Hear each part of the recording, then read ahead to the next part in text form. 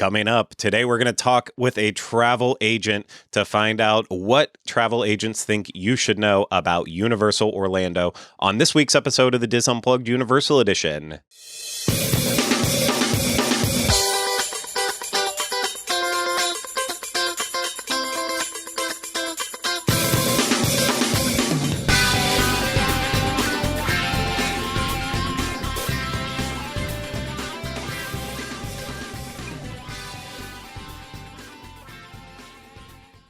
Hello, everyone. Welcome to this week's episode of the DIS Unplugged Universal Edition. I'm your host, Craig Williams. Today, I'm joined alongside by my co-host, Ryno. Hello. Hello. And then joining us, I've mentioned travel agents multiple times. We have a wonderful travel agent. I believe she's making her second appearance on this show, potentially third, definitely second, though. We have been a couple of them. It's been I know. The main one I think of is when the parks reopened after being closed for the pandemic and you went and reported on them. But you've heard her voice now. You've seen her if you're watching. It's the one and only Elaine Edwards of Dreams Unlimited Travel. Hi, friends. Hello. Thank you both for being here with me this episode. I really appreciate you coming and talking with me, specifically you, Elaine, because you are going to do a lot of the hard work on this episode because you are the travel agent. We start every week's episode by saying, if you want to support us more, then book a vacation through Dreams Unlimited Travel because, you work with the experts that can help you get the best Universal Orlando vacation possible. They'll try to get you the best price or just get you the vacation of your dreams, however that has to happen.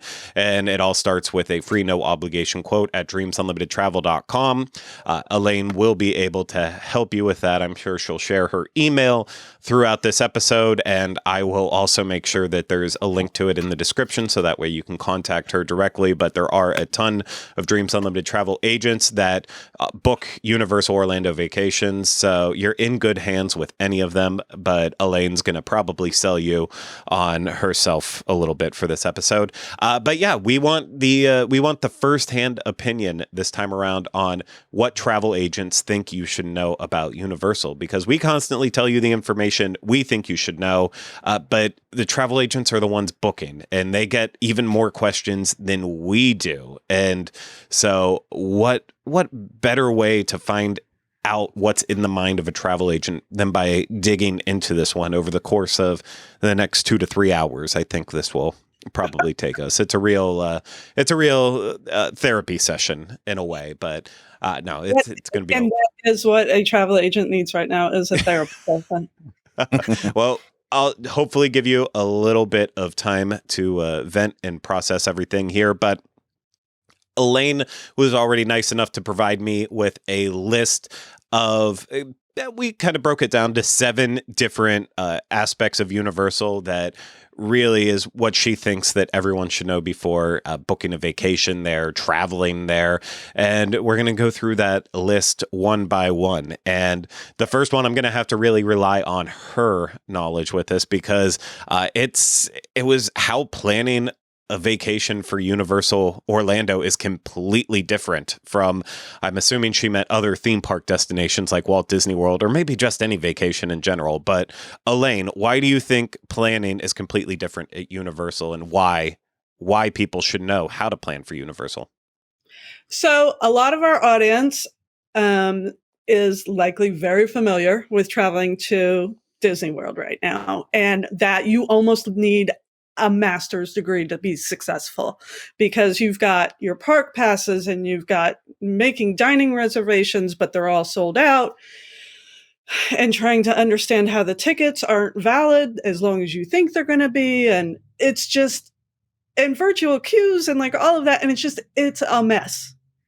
And there's a lot of people that are like, I am so frustrated with Disney right now. And they're leaving and they're going to Universal this year instead. Mm-hmm. So Universal is much, much, much, much less stressful.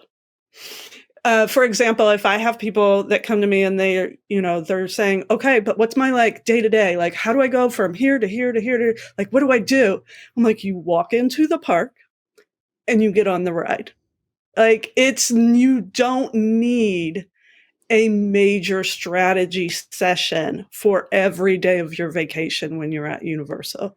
You don't, you can plan out, okay, we're going to do the early entry and we're going to go to this one first, and, having some kind of like rough plan, but it definitely doesn't need to be scheduled out to the minute with bathroom breaks built in and all of that. There are no park reservations. That's not an issue. Making dining reservations is super easy because pretty Mhm. much whatever you want to make, as long as you give yourself a little bit of leeway, you're going to be able to get what you want. Plus, so many of the restaurants that are out in City Walk are available that you can just book right on Open Table. Like, it's so much easier, and everything is so compact. So you can easily walk to your hotel. You can easily walk between the parks. You're not fighting with riding a bus for 45 minutes or whatever. It's so easy and it's so much less stressful, in my opinion. Yeah, I think the dining in general is a big one because you can book Disney restaurants day of. I mean, it's possible. It's not always going to be exactly what you want. The harder to get reservations, you have to definitely book way out in advance. But with Universal, unless it is like super busy, you can basically eat anywhere you want. Sometimes within like 30 minutes, even if the restaurant's like kind of busy. But if we're talking the week between Christmas and New Year's, that's a different situation. Plan on waiting. After the parks close at City Walk, you're going to have to wait for the restaurants. Like, that's just a fact. Some restaurants will have a lesser wait than others, but it gets busy. And because the theme parks are set up where it's like Islands of Adventure on the left, and then that connects you with City Walk and Universal Studios Florida on the right. Like, everyone, if you're parked in the parking garages and not going to the hotels, you're basically funneled directly through City Walk to be able to get back to your car. So you're passing all these restaurants. You're going to be hungry. You're going to stop and eat. And yeah, sometimes you have to wait a little while longer. But also with that too, I guess even if you are staying at some of the hotels, you might want to take the bus transportation. So then you're going through City Walk anyways with that pathway instead of like going on the boats for some of the hotels. So yeah, dining is a huge aspect of how you can relax and not really plan anything out. Still,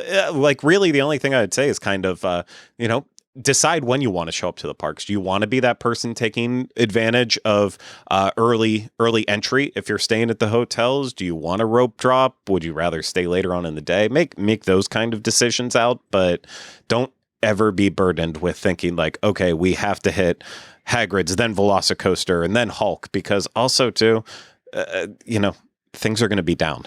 There's always going to be disruptions to your plans, but it's okay. It's very flexible, in my opinion, at least. Anything else to say on that one? You agree, Ryno? Yeah, I mean, I feel like you said it best. I think flexibility is the thing where, like, it's so much easier to make a turn and change a plan, with everything that you just said. It's truly the Burger King of theme parks. You can have it your way. And moving on to the second bullet point, Elaine already mentioned this, and then I kind of dropped it in here too. But we really want to point out what you need to know about the hotels and just the location in general, because I think we talk about how centrally located everything is right now at Universal Orlando. Obviously, that's going to change with Epic Universe coming down the line. That will make things a lot more complicated. But right now, Universal Orlando, with what you can visit in 2023, 2024, everything is just so centrally located, including the hotels, which are Lowe's operated hotels, but with Universal touches and themes. But Elaine, why don't you talk more about hotels, location, and we'll kind of scatter some thoughts in as you go. So with the hotels, the deluxe hotels that they have, there's 3 of them: Hard Rock, Royal Pacific, and Portofino Bay. And all of those are located the closest to the parks. Like, Hard Rock is literally next door to Universal. It is less than a 5-minute walk. It's only a few minutes. And then Portofino's on the other side. So it's about I think the last time I timed myself, it was 9 minutes. And then Royal Pacific is actually on the other side, on the island side, and it's a little bit longer. I haven't actually walked from there before. All three of them also have the ferry that you can easily take to get you to City Walk and the parks. And we will talk a little bit more about Express Pass later, but with all three of these hotels, Express Pass is included, and it's the unlimited version of Express Pass. There's two different kinds. We'll talk about that later, but that's included. And that is a huge deal because Express Pass can be expensive. And if you actually do the math to stay at one of the value hotels, and if you have 4 people in your room, and you're buying Express Pass for all of them for, let's say you're visiting the parks 3 days, you compare that to the 4 of you staying in a deluxe hotel, 99% of the time, it's actually going to be cheaper for you. So you can stay in a nicer hotel and get the unlimited Express Pass for free with your stay. I mean, it's phenomenal. I hope they never take it away because it's such a great perk. And so I look at those hotels first because I want that perk, because I want the Express Pass. On top of that, they do also have they have a few other benefits that aren't quite as talked about.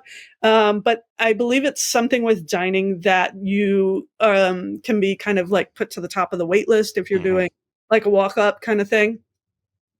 And then they all offer great restaurants. They have sit down restaurants. They have casual, they have bars there. They do entertainment at several of them. My favorite is at Portofino at sunset when they have the singers up on the balcony singing out over the plaza at sunset. Like that's just like my favorite ever. I love it. So it's just like the mood is it's there. It's a good vibe. So moving on, a step down is going to be Sapphire Falls, and it's on that Royal Pacific side. I believe they also have a ferry, and it's a little bit harder to walk because you have to cross the street, but it's there. And then when we get down to the value, Cabana Bay, which super, super, super popular resort. I have stayed there several times, both by myself, with other adults, with my kids. Like everybody loves it. And they have family suites, so you can have a little bit more room if you want to. Good price, good value. And you can walk from Cabana Bay. I believe it's a little bit under a mile, but I know that you can walk. And then on the other side of that is going to be Aventura. Aventura is even a little bit less expensive. And I don't recommend kids usually for Aventura. Definitely more adult themed. And it's not that it's adult themed. It's just, I don't think it has benefits for kids. It's a very, very, very teeny tiny pool. I don't believe the food options that are there are really tailored towards kids liking. And it's just, and the whole big thing is they have a rooftop bar where everybody hangs out, and it's more of an adult trip of staying there than bringing your kids. Like I would never bring my kids there. Yeah, it's themeless. So that's the best way to say it. It's the most contemporary, the most modern. It's literally on like it's not on the same level as like a luxury hotel, but there's a lot of boutique hotels that go for the exact same clean modern look. And so it's a universal, like you're at Universal, you're at a hotel that's operated by Lowe's, so you have that service, but you're not going to walk in there and be like, I feel like I'm at Universal. Right. I guess that's the best way to put it. That hotel could literally be in any big city anywhere. So you just found a way to shorten everything I said. So congratulations. So then our last two are kind of sister resorts. That's the Endless Summer Resorts. And on one side, it's Dockside. And on the other side, it is Surfside. Pro tip, when you are headed to these resorts, whether you're taking an Uber, a taxi, if you're driving yourself, know which side you are staying on. Because I have talked to other agents that have had countless instances where the clients have maybe shown up, or even just people that we've talking to online, that they've shown up at the wrong site because that's where the Uber driver take them, when they're actually across the street at the other one. So know where you're going, check the sign before you walk in, make sure you're on the right side. These resorts, I have stayed in, which one did I say? Dockside. I was in Dockside, and I was kind of, when I first knew that I was going to be there, because it was for a hosted event, and so I did not get to pick that I was staying there, and I was almost kind of dreading it because it was right when they first opened, and I didn't know a lot, and I didn't feel like I was going to like it. However, I left there completely surprised at how much I actually did like it, and am more than happy to recommend those hotels. They are the least expensive you will find, and they have family suites, and they even have like these 2-bedroom family suites. So you can put a lot of people in there. And I would not recommend having like 4 adults in a regular standard room. I would not recommend that because it is going to be a little bit tight, and the beds are a little bit smaller, and you're just going to be all on top of the entire time. But if you had, 2 adults and 2 small kids, no problem at all. And the food there, again, very pleasantly surprised. Their food court is divided into several different stations, and you walk up and you tell them this is what you want. A lot of it they are making to order. There is some things where they'll just have them up there and you just take what you want. But I honestly was really, really, really surprised I felt like their food was a lot better than what I expected it to be. They do also have a rental car location right on site. They've got several pools. They're both really, really, really big. So it's not bad. It's not a lot of money and really not that bad.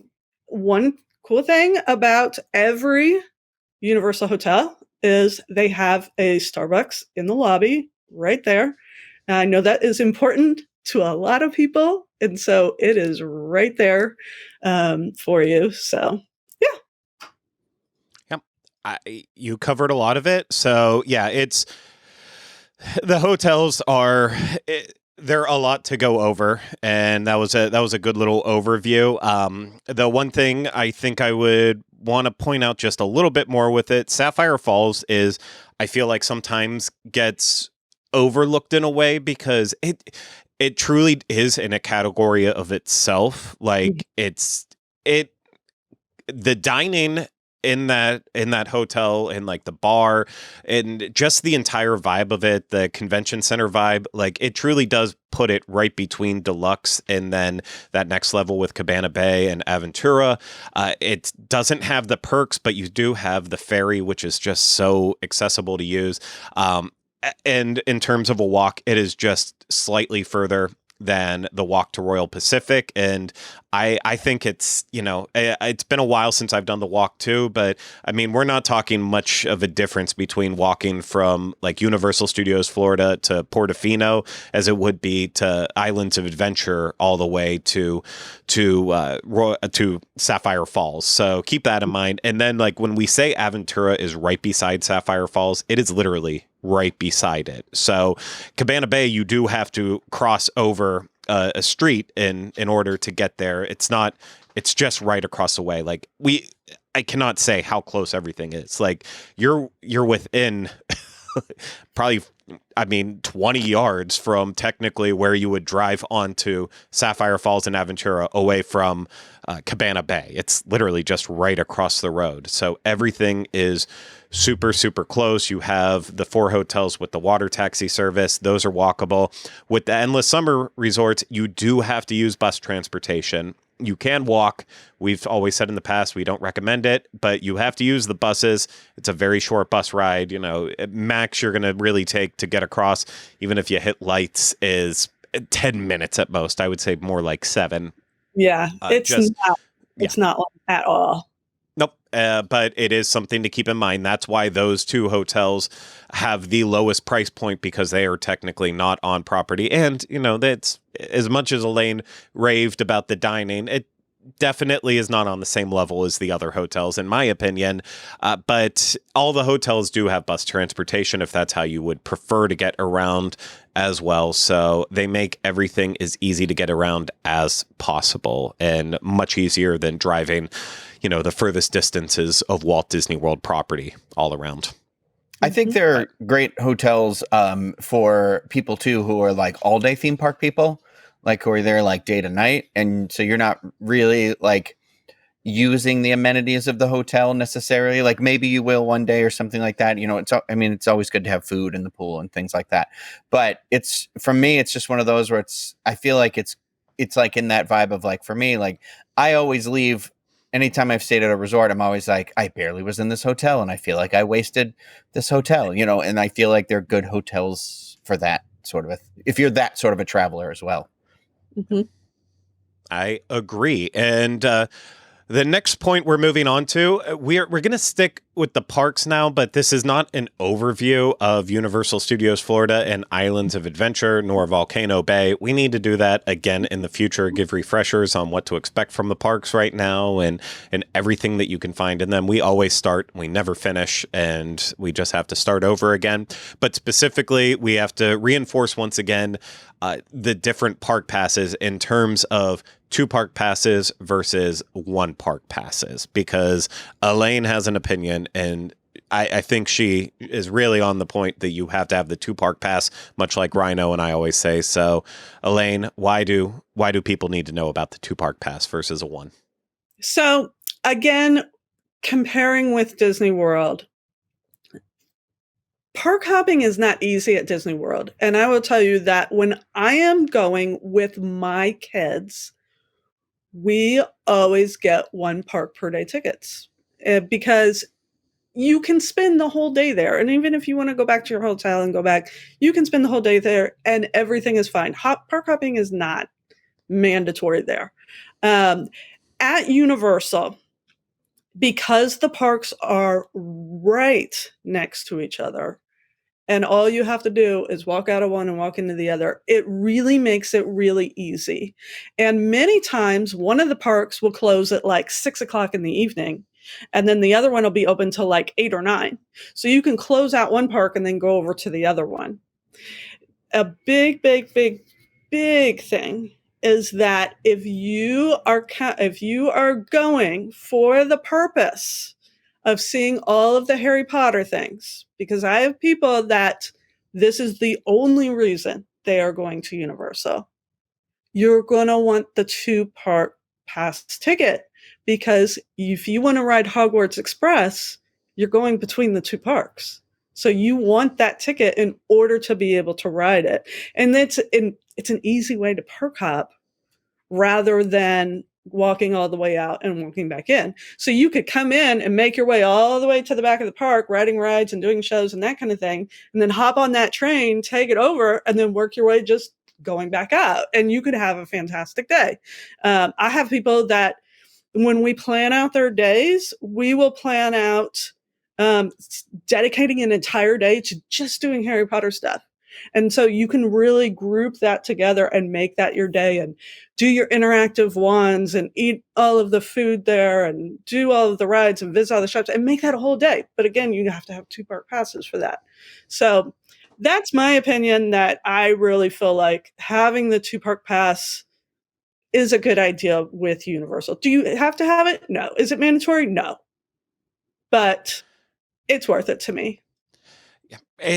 A lot too depends on the time of year that you travel, and I'm going to talk about it from the circumstance of weather, but also I guess you can just include park hours like you did. Right now in February, the parks are closing a lot earlier. And on top of that, too, the weather is great this time of year. I mean, I'm not even talking about lower temperatures. It's just these are the days where we have those perfectly blue skies that you expect from like California the entire day. And we'll have nice stretches of it where it is just perfect outside. But as soon as you get to summer and you get to, the rainy season, it's a different ball game. And no offense to Islands of Adventure, there's just not as much fun things to do there, in my opinion, that are indoors as there is over at Universal Studios Florida. So if you have that 1-day ticket for Islands of Adventure and it's raining most of the day, and I'm talking about lightning and really bad conditions, you might be looking at not being able to do any of the outdoor attractions, or you won't be able to do them a lot because of it, or you'll be miserable. You don't want lightning the entire day and you lose out on Velocicoaster, Incredible Hulk Coaster, Hagrid's.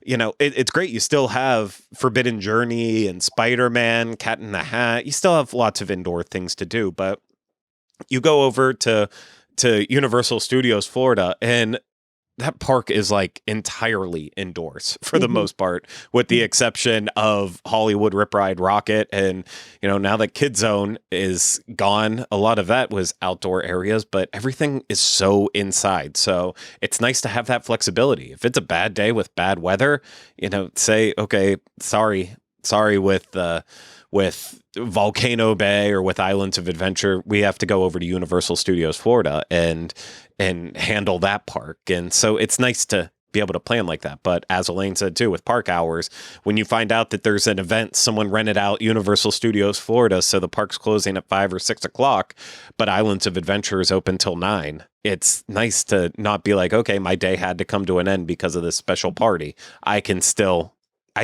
continue my day with Universal. You can do that if you have the 2-park pass versus the 1. So, you could just plan on only doing Islands of Adventure that day or vice versa, but it's nice. It's nice to have the flexibility. I cannot tell you how many times I go to Universal on a weekly basis and I go in saying, I want to go here for this one specific thing. And then I end up spending more time in the other park just because of crowds or changing my mind at the last second. It's so convenient.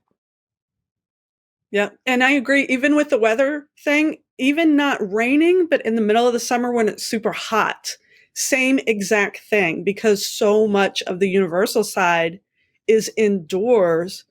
You are protecting yourself from that very bad heat. So that's another point with that. And with doing the park hopping, there's no restrictions as far as what times you can do it. You can do it anytime you want. And again, there's no park reservation system. So again, with that flexibility, you may have planned that on one day you were going to spend the day in Islands, but the day before you were over at Universal and you're like, you know what? I really want to ride this ride again, or I want to ride it like 5 times in a row. No problem. Just go over there and do it, and then go over to Islands. So, yep. Yeah. And we could even take it further and say with the summer, if you want to do the water rides, you have to be at Islands of Adventure. So if it gets really hot and you want to be there, that's where you're going to end up. So if you're at Universal Studios Florida, hoping to get wet, you are out of luck. You're going to have to go over to the other park. But if it's in the middle of summer, it's going to be very busy at those rides. So that leads us into our 4th thing to talk about, which is, could be useful if the lines are very busy, and that's Express Pass. Probably the question we get asked most about it is very opinion based in terms of the worth of it, when it's worthwhile, when it's not worthwhile. Again, if you're staying at one of the top level hotels, Portofino, Hard Rock Hotel, or Royal Pacific, you're getting unlimited express for free. Of course, it's worth it if it doesn't completely ruin your budget on the hotel itself. But in general, if you're paying out of pocket for express, there's a lot more questions you have to ask yourself for it in terms of the overall worth, because it's very expensive. And there's a lot more complications that go into it, as we will get further down the list and talk about more things that people need to know, that it's all going to start compiling together. But how ExpressPass work, Elaine, why do travel agents want you to know how ExpressPass works? So with ExpressPass, Universal has two different kinds, and these are specifically for studios and for Islands of Adventure. This is not for Volcano Bay. They have their own version of ExpressPass.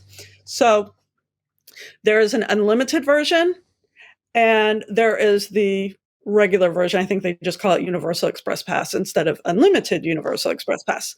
So with the regular Universal Express Pass, you can use it on all of the rides, but only once per day per ride. So if you are going to use it on Jimmy Fallon, not that you really need to, but if you were going to use it on Jimmy Fallon, you could go in and you could use it, and then you can't ride Jimmy Fallon again with the Express Pass for the rest of the day. With the Unlimited Express Pass, this is the option this is the one that you get for free staying at the top tier resorts. It is unlimited. So you can go on Jimmy Fallon 10 times in a row if you really wanted to do that. You monster. Yeah. You wanted to see the basket of puppies. So anyways, that is the difference. And if you are buying them, if you look at the pricing, the unlimited is pretty consistently about $19, $20 more per day. So you kind of just got to look at it as to, if you've never been to Universal before and this is your once and only trip, I would say the regular level is fine because you're going to want to go on as many rides as possible. However, again, if you are going for the sole purpose of something specific, like, again, the Harry Potter lands, and you know that you're going to want to experience those rides more than once per day, then you might want that unlimited version. Now, with the Express Pass, there's no other way to say that they are very expensive. And the problem is that the pricing changes. It changes by day, by season, and by day and by season, they are not stagnant. So it's kind of like a cruise ship. The more Express Passes that are bought for that day, the price goes up. So when you book a package through Dreams Unlimited Travel, you have your hotel and your tickets, and you go ahead and add on Express Pass now. Let's just go ahead and put it on there, even if you are unsure if you're going to use it or not. Put it on there now so that you've locked it in at the lowest rate you possibly can, rather than waiting until your vacation, which may be 5 months away, and you're getting ready to make that final payment. And you're like, we'd really like to add on Express Pass. And then it's like $50 more per person. You've just cost yourself some money there. So just go ahead and put it on at the beginning, and then we can take it off if we really need to. So that's my advice as far as that. And then again, do the math. And you know what? Travel agents really like math. We do math all day long, and we can do all the mathing for you. And so if you say, we've got this group of 6 people and we want to put 4 in one room and we want to put 2 in the other, and we are looking at these 3 hotels, let's do the math and let's see if staying at Cabana Bay or Aventura is actually going to come out cheaper than staying at Royal Pacific, when you could get that Unlimited Express Pass free and have a really great vacation, because you do not make any sort of reservations or times or bookings or anything like that. You truly walk up to the ride, you show them your Express Pass, which if you're staying at the hotels, it's just your hotel key. You show them to that and they say, okay, go on in. And the majority time, it's less than a 5-minute wait. The longest I have consistently seen on ExpressPass is Kong, and it's like 20-minute wait, and I have no idea why. But every time I go on Kong with ExpressPass, it's always a 20-minute wait. But every other ride, you are only going to be waiting 5 to 10 minutes or less, if not just walking right on. So I've been looking some stuff up while you've been discussing this and a little bit before, because we talked about the hotels. So I did a random week in the summer. I chose June 18th through June 24th. So just shy, I think that's 6 nights total. And with that, I looked at all the prices for the different hotels, and in terms of pricing, this is with like no discounts or anything. Royal Pacific is the most expensive at $695 starting from there. That's your cheapest room, and then it goes up from there. All the premier hotels, the ones with ExpressPass, those are all right around that $700 a night range. Hard Rock's actually the cheapest at $660. Then the Lowe's Sapphire Falls that doesn't have it, here's where you get the drop. That's the preferred hotel. That goes all the way down to $258 a night. And then beyond that, your 2 value hotels, or your value prime value, technically, is what they call the next level down. That's Aventura and Cabana Bay. Those are right at $200. And then Endless Summer, your value hotels, those are at $160 and $170 a night. So you see how it drops there. But in that same regard, with ExpressPass, you are looking at the basic ExpressPass, the one where you get one time per attraction, as long as they have ExpressPass available there.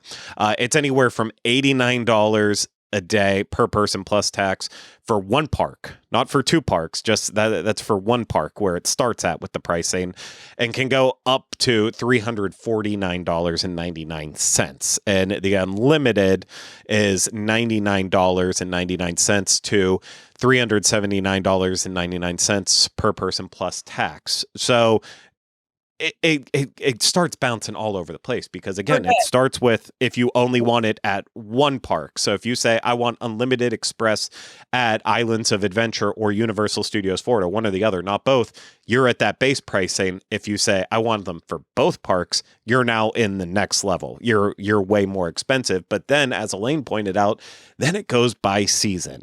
And so the next step I'm going to get to is I'm going to find one of the days specifically during that week that I'm looking at to find the express price for it, because I'm really interested in it. But just right there, based on knowing that what the hotels cost, one night at any of those premier hotels that get express in there, those are all right around $700 a night, with everything else being right around $200.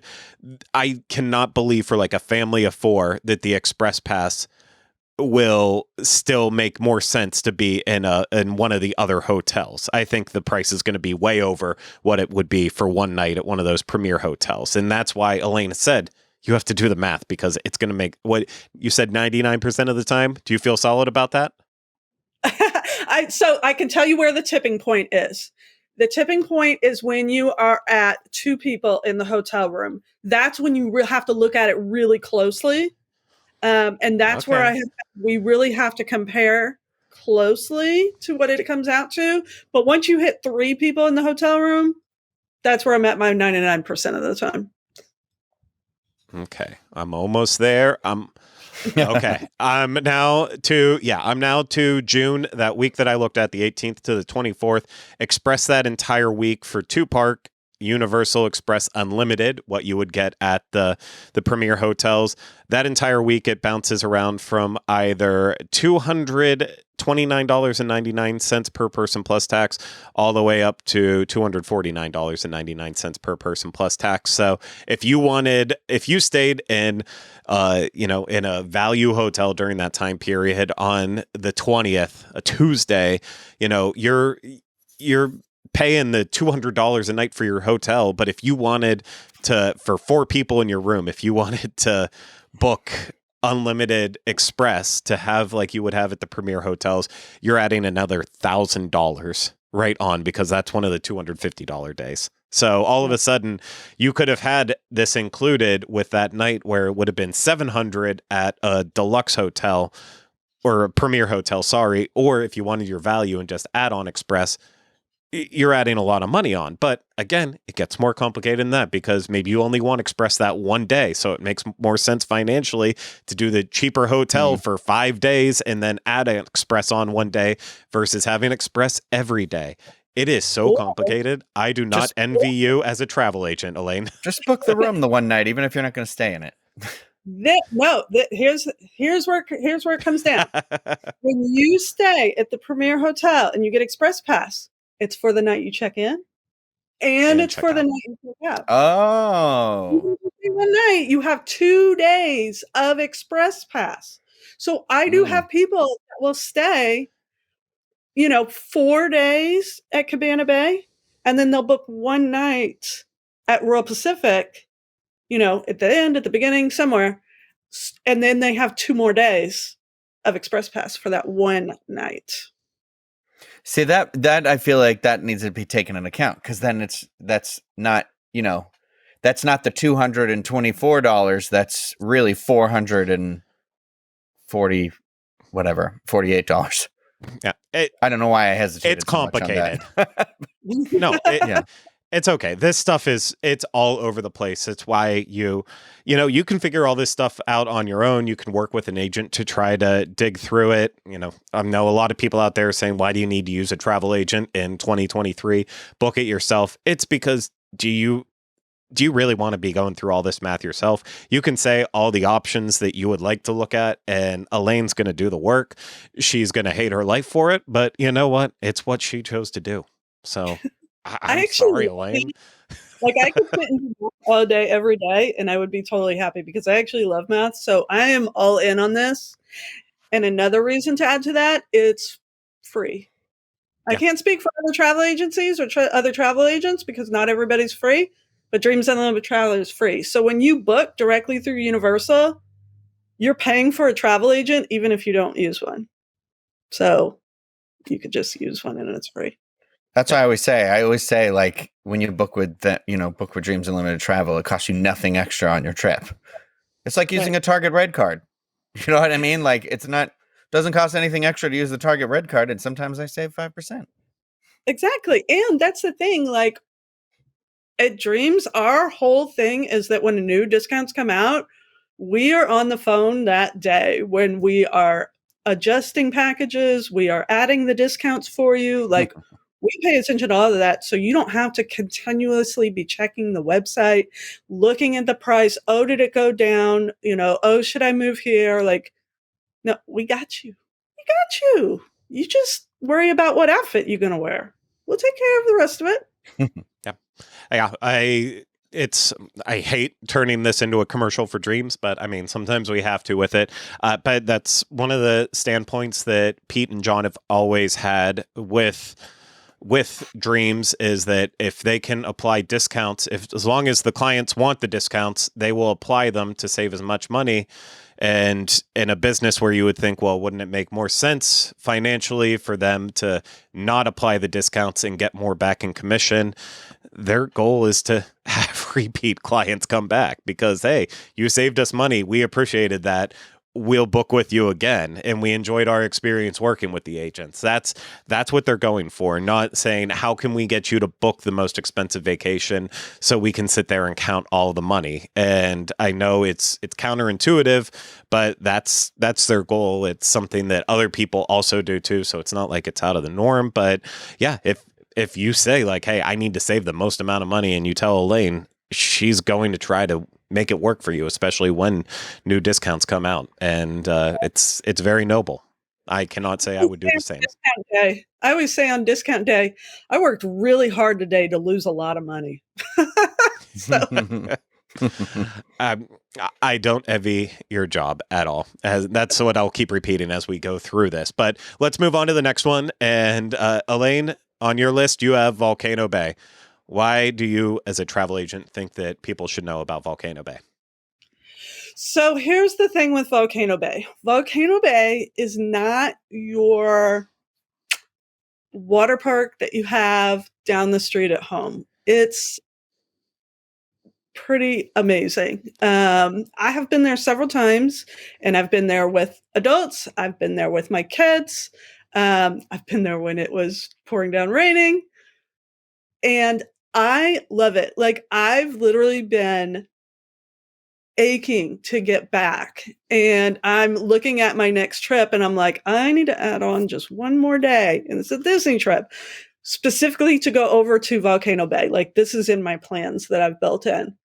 And it, I mean, I don't know how to, I mean, they have top level slides, theming, everything. I mean, they have a whole, like other places, they have a whole backstory as far as Volcano Bay and that kind of thing. And all of the slides have names behind them and what they mean and how the story ties into it and that kind of thing. There are thrill slides. There are not so thrill slides. I mean, kids of all age will love it.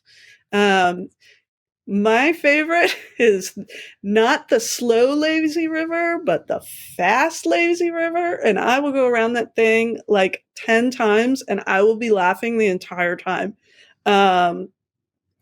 So yeah, I mean, I think it's fantastic. And you don't have to go anywhere. It's literally right there. If you are staying at Cabana Bay, it's actually just right across the road behind Cabana Bay. And so they have their own even special entrance that you can go in and bypass the super long, like, public entrance that everybody has to walk down and wait in line and that kind of thing. They just have this like backdoor entrance that you can go right in, and it's super easy to go back to your hotel if you want to like change clothes or get something or, take a nap and come back or whatever. It just makes it really, really, really easy. And so, I mean, I love, love, love going there. It's a fantastic water park. And if you're traveling to Universal in the summertime, adding Volcano Bay on, there's two different ways of doing it. You can buy a standalone one-day ticket to it, or you can add it onto those tickets. And, we said we had 1-day park passes, 2-day park passes. There are actually 3-day park, or not 3-day, I'm sorry, 3 park passes. So you can have Volcano Bay and Islands of Adventure and Universal all on that 4-day ticket. And you can go however you want to any of them. So you could spend the morning at Volcano Bay and then go back to your hotel, shower, dry off, and then spend the evening in Islands of Adventure. And it makes for a fantastic day. So I like it. I like putting it in the middle of my vacation as a break from the parks and just like chill out and ride all the slides and hang out and eat and drink and that kind of thing. So I love it. Yep. I think it is definitely very well themed. And if you are a water park fan, it is definitely something to check out. The only thing I like to warn people on it is the slides do have weight limits. And that is something that will impact some people. There are plenty of slides that have like a weight limit of not exceeding 300 pounds. And you might say, well, how are they ever going to know? They weigh you. So you just have to know that. And yeah, not everyone sees. It's not like a public weighing where everyone stares at you and boos or cheers or something. No. It's like a platform you stand on that a team member weighs, I feel like. But it's still kind of that weird moment where you're like, oh God. And it's literally like part of the line. They're not pulling you out of the line saying, ma'am, step on the scale. Let's see them numbers. It's not like that. It's literally part of the line is you're just standing on the platform. Only they can see it. You're good. Yeah. But it's something to note because, also too, like 300 pounds doesn't sound a lot, but you can be a 6'4" person who's a bodybuilder and easily weigh a lot because of that muscle mass. It's just all body shapes are different and you never know what that number is going to add up to. So before you buy that ticket, it's something to keep in mind just because I know everyone is different. And I would hate for someone to, be over that threshold and they get there and basically be like, oh, I have the lazy river. And it might be a relaxing day hanging out, but it might not be the best day. And that actually, I know there's a lot more we could talk on Volcano Bay, but I know we need to do another show on that. So we might have to have Elaine back to really dive into that, because if she loves water parks, Ryno and I definitely are not water park people. So while we will occasionally visit, we go more for the food than the actual water experiences with it. But mentioning weight, sorry, go ahead. They have their own completely different express pass system and different levels that you can get. And then there's cabanas, and then there's these like mini chairs, and there's a lot of different ways to do Volcano Bay. So it'd probably be good to just have a show dedicated to that. Yeah, well, we will definitely do that. But spinning off of what I said about weight, we're going to look at our next one, but it's beyond that. It is the reality of what you're going to experience at Universal Orlando, specifically around the fact that there are a bunch of screen-based rides and there are roller coasters. And just in general, Universal is not the most inclusive. It's something that I point out very often on our Walt Disney World shows, because I think it's great to tell people, go to Universal, give it a shot. I think there's a lot of great dining there. I think there's great theming. I think there are world-class attractions. Universal has so much to offer. But for people who are used to visiting Walt Disney World, they are not going to be met with the same inclusion that you'll find at Disney theme parks, where it's, oh, I can go on everything at Disney. Minus Tron and Flight of Passage still, but that's Disney's problem right now. We're talking about Universal. And with that, if you're not a thrill seeker, you might have problems at Universal. If you don't like motion simulators, you might have a problem at Universal. If you have a weird body shape, or I hate saying it that way, so I don't mean it that way, but we've talked about it in past shows. Like, I worked at Forbidden Journey for years in Dragon Challenge, and you could literally be the most trim cut person, but if your muscles, or if you were just denser on the top of your body, that wouldn't allow the harnesses to come down, and all of a sudden you can't ride because of that. So it's just sometimes, and it's what's happening with Tron and happens at Gringotts specifically. If you have really muscular or thick thighs that aren't, like, you would never think anything of it, it might mean that the actual the restraint mechanism won't allow you to fit in properly, and that ends up happening. So there's weird's not the right word to use for it, but it's just saying different body shapes and sizes. It's also very vague in that way. It's complicated. But Elaine, preach the realities. Yeah. So again, in this kind of elaborating even what Craig said, I sometimes have a problem in these seats just because my hips are like very like wide set hips. And I'm like, what is my problem? Because the seats are even sometimes like very like tight this way. And then I have very long legs. So the top of my legs is so long that my knees are always against the back of the seat in front of me.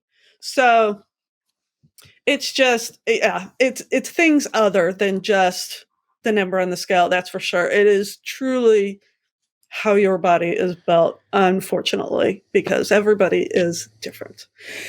So, back to kind of our main point of this is the fact that Universal is very niche in what they like to do. So, especially on the Universal side, you're going to find a whole lot of screen-based motion simulator rides. Whole lot of them. And there are times that you are going from one to the next one to the next one to the next one, where you will have 4 or 5 in a row. And I do not have problems with motion sickness, but once I've done like 4 of those in a row, I start to get a headache like right between my eyes. So I always have to like pregame Universal with ibuprofen, because I know that I'm going to start get it. Like, it is what it is. And so if you are a person that does have sensitivity to that, your body best. I mean, you're telling me. When I go to Universal, I always like. I kind of like to know. Okay, today, like, am I gonna be brave and do? I'm not saying I go on Velocicoaster every time I'm there, but I have done it in the past. But I'm like, if I have to hype myself into it, I'm like, because that's not even screen based, but it's one of those things where it's like, okay, I got to know that Dramamine, because I'll probably do the Harry Potter rides, and those have screens, and so it's like I'm like, okay, I weigh my options where I'm like, I got to take the pill or not take the pill. I do the less drowsy. I also, they make a like all natural one that's like a ginger tablet, which I've been like trying to experiment with. But for me, I think that's more for people that have started to suffer from motion sickness. It's a way to help you recoup versus like taking it preventively, knowing that you're definitely going to get motion sickness. Yeah. Yeah. And, then you go over to the island side and it's a lot of roller coasters over there. And so you have to really look at what is important to me on my vacation. What do I like? What can my body take? And decide if this is the place for you and your family. So, yeah, it is what it is. I am dreading the day that I have to deal with a lot of the problems in terms of motion sickness and stuff. It still has not hit me yet completely, but I know it's only a matter of time. There's Hopefully rides I not, can't like, do in a bad now way. that I used to be able to do without Dramamine, and now I was like, no, I'm not doing those anymore. Yeah, I probably will just fight through it anyways and be like, you know what? I'm at a place that I love, and I'm not going to let it just stop me from it. But also, if it gets to a point where I'm like throwing up in the bushes, that's different. I've had to clean that up. It's not pretty. Try to get to a trash can or bathroom whenever possible. I've never thrown up. It's really just, for me, it's preventative, like Elaine said, about like a head related thing where it like puts a pressure, it does something on my head, and it's like, okay, so it's like it kind of removes that element a little bit for me. But yeah, lots of trash cans. Well, yes, and like Hulk. I love Hulk. Like, I love it, but my equilibrium cannot figure out which No, way is up. I am on that yeah, ride. I it love feels like you're pulled apart, put into a blender, and then reassembled. That's how I feel like you come off it walk where you're like, how does one walk again? Like, and like Velocicoaster, I feel like my soul leaves my body when I ride that. So it's just, but I love them, and I'm gonna power through because I love them. So, well, let's talk about the final point on here, and it's the other reality, one that we bring up also, try to bring it up often, and now one that I am dealing with firsthand, and that is the reality of bringing kids. And we're not talking about any kids from the ages of 0 all the way through to 17 years old and right before their adulthood. We're talking about kids specifically on the younger side. It's also hard to really quantify because Universal is so much, with their rides, just like Disney, anywhere, any theme park, it's all height based. And as like a 5-year-old kid, I was very tall and I could do basically everything at Walt Disney World, but the same might not be true at Universal because their height requirements for rides are all over the place different. But yeah, with that comes a harsh reality for bringing kids to Universal. Elaine? So even with what you're saying with height based, just because that child is tall enough to ride that ride doesn't mean that child should ride that ride. True. Because very true. There's a lot of things that happen in these rides, it's particularly at Universal when you can't see what's on the inside, that you think this is going to be great and you don't know what's coming. And so really, really, really, if you have a child that is just now coming in to the point that they are tall enough for these attractions, do your research on what these attractions actually are and what they involve. Do they go upside down? Do they spray water at you? Is there jump scare type things? What kind of speed is involved? does the seat go like this and like this and like this while you are sitting in it? All of those things. So, because there are kids that will come off of that thing screaming because they were tall enough, but they were not emotionally and mentally ready for it. So that is one thing. Another thing is just the fact that there is not a lot to do with younger kids at Universal. You know, I have 3 boys and I waited a long time to take them to Universal because I didn't want to end up in a position where just the oldest was going on rides and I was waiting outside with my 2 younger ones, because I wanted everybody to be able to enjoy everything like a family.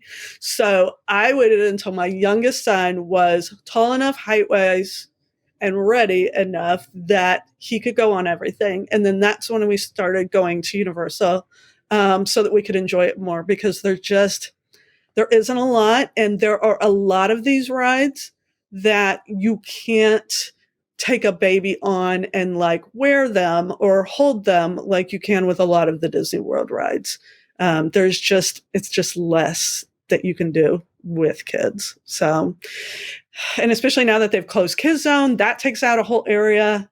So Yeah. it's, But they are moving in the right direction, because what replaces Kid Zone will be kid friendly ultimately. And we know Universal is definitely starting to pinpoint that. Whether they make it kid friendly enough is going to be a big question in all of this. But they embraced for the longest time the teen demographics and up from there, including, adults without kids, and they tried to multi-generational families, but still starting more at that teenage range and going up from there. They've embraced that for so long, but if they really want to increase their market, they have to pull in families with younger kids too. Hence Texas, hence what will be coming in the future in terms of kid-friendly attractions and experiences. It's all going to go in that range. It's the best way for them to grow in a bigger way, especially considering they have so many popular animated characters to pull from with DreamWorks and Illumination. It only all makes sense. But even one step beyond that, like I realized with we took Rory to Universal a couple weeks back for the first time, and we were very excited to do so.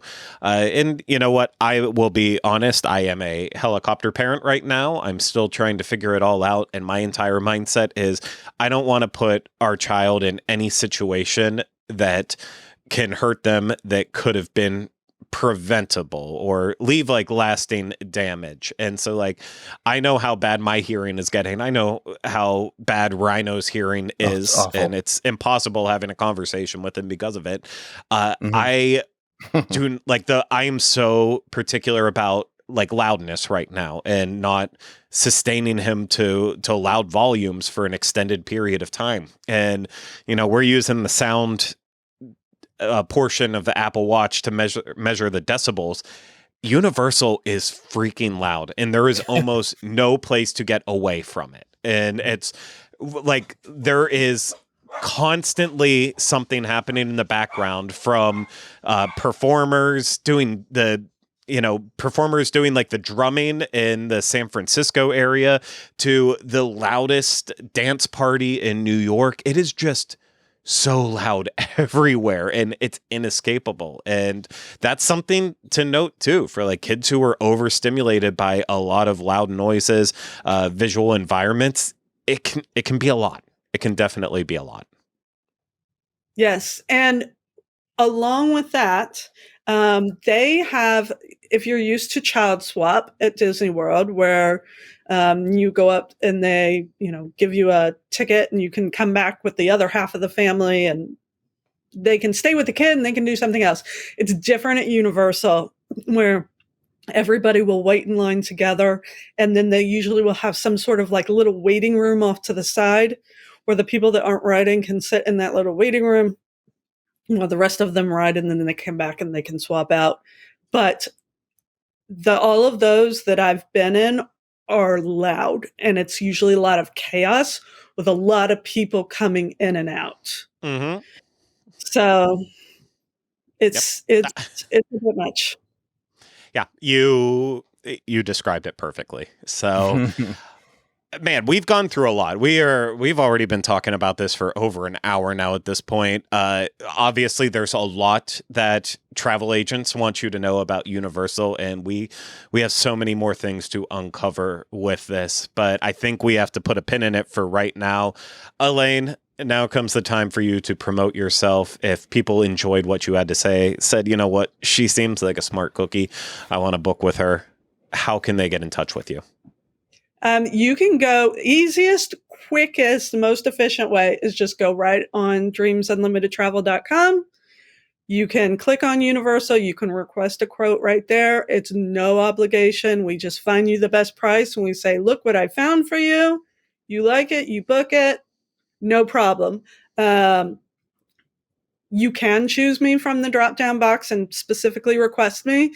However, you can request any of the other agents, or you can leave it blank and the next available agent will get to you very quickly.